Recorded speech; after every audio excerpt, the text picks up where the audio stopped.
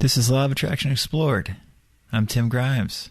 If you'd like a free guide that explains the hidden link between relaxation and the Law of Attraction, or if you want more information about my books or my coaching, you can visit RadicalCounselor.com. Enjoy the episode. I just wanted to talk about today something that we've already touched upon quite a few times, but it's such a subtle and nuanced point, I thought that we could kind of flesh it out a little bit more today. Primarily, the stuff that I'm talking to you about, we're really focusing on the inner work, psychological application of these principles, these law of attraction principles. The inner work is where our emphasis is. And I've found in my life, and I think that most people who've been doing this for a while, and by doing this for a while, I just mean trying to apply these law of attraction principles into their life successfully in some way or the other. I think they'll tell you that the application of these principles usually doesn't seem that dramatic to them. I discuss this in the Law of Attraction Simplified. I talk about it all the time. And I think that most great law of attraction teachers touch upon it as well. They just say this is a mundane effect a lot of the time. Like, it seems mundane while you're doing it, even though you might have very dramatic outward results sometimes from it, especially long term. For instance, for me, I was able to change my job rather rapidly. My wife and I were able to change where we lived rather rapidly. You're able to manage to get things done in your life in a different way than is normal a lot of the time. Things line up in a certain way sometimes that is not expected. But if you're familiar with these law of attraction principles, they tend to sometimes line up for you in surprising and positive ways. However, all of this is not as dramatic as it's made to seem when you first get into this advice a lot of the time. And by this, I just mean that there's so much good inspirational advice surrounding the law of attraction. We read these very inspirational stories about people manifesting things quickly, about them turning their life around dramatically by applying these principles. And this stuff is very, very inspiring. And it also is very illustrative of the power of these principles when we try to apply them in our life and do so successfully. However, these inspirational stories can also defeat us inadvertently because we see it not happening to us in such a dramatic way, or in such a pronounced way, or in such a fast way. Most of our great manifestations, if we look back on them, whether we were intentionally doing them or not, whether we were aware of these principles or not, or whether we were just looking at them in retrospect, most of our great manifestations in our life happened slowly. The process was a slow one. It wasn't like, I visualized something for 3 weeks and then I got it. And don't get me wrong, that can happen. Obviously, we all have heard those stories. We all know that those are true. You can get things quickly by applying these principles. And teachers like Neville, Joseph Murphy, they give so many good case studies of that happening. But when they share those case studies, usually the point they're trying to make is more about the underlying application of these principles and how to successfully do it. And case studies, which are effective use of those principles, are very persuasive and illustrative of how to effectively use these law of attraction principles. But that does not mean that if you visualize for a few weeks or a few months and don't get what you want yet, that you failed using these principles. It doesn't mean that if you want a certain thing and it doesn't come to you within a year or two, that you have failed. Don't judge just by outer results.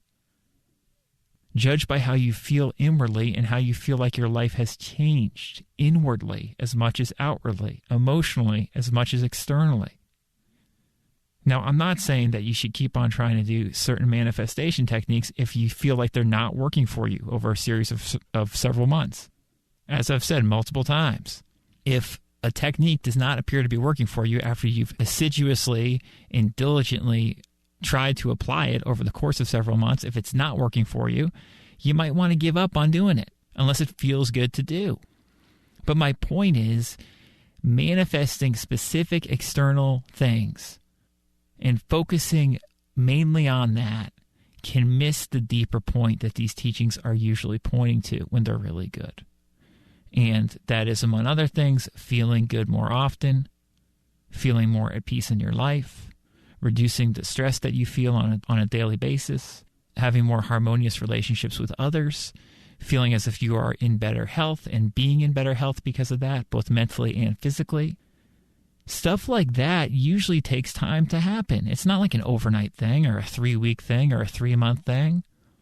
Can you transform your life in 3 months?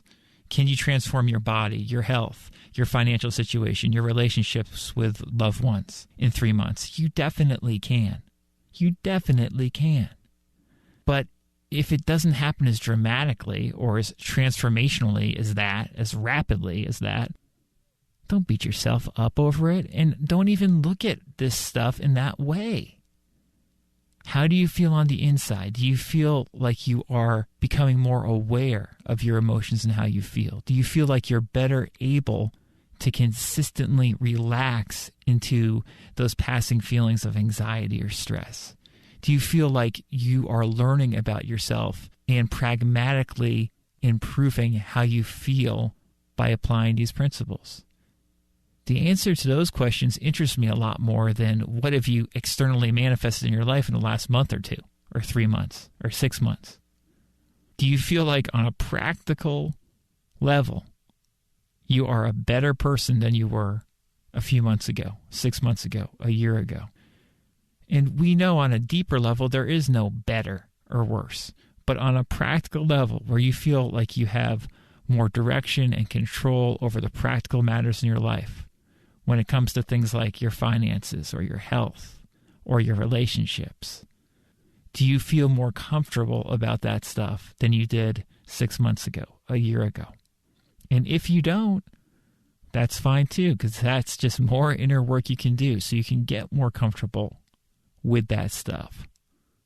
Very mundane compared to, oh, I'm going to manifest this certain house in 3 months. I'm going to manifest $20,000 in the next 3 weeks. And go for it. If that's what you want to manifest, go for it. If you want that specific thing, absolutely go for it. But don't give up or get depressed or say you're doing something wrong when it doesn't happen in the way you expect. If you don't get that certain thing within 3 weeks or 3 months. We all like to hear inspirational stories. I like to hear them too, and they're very, very illustrative.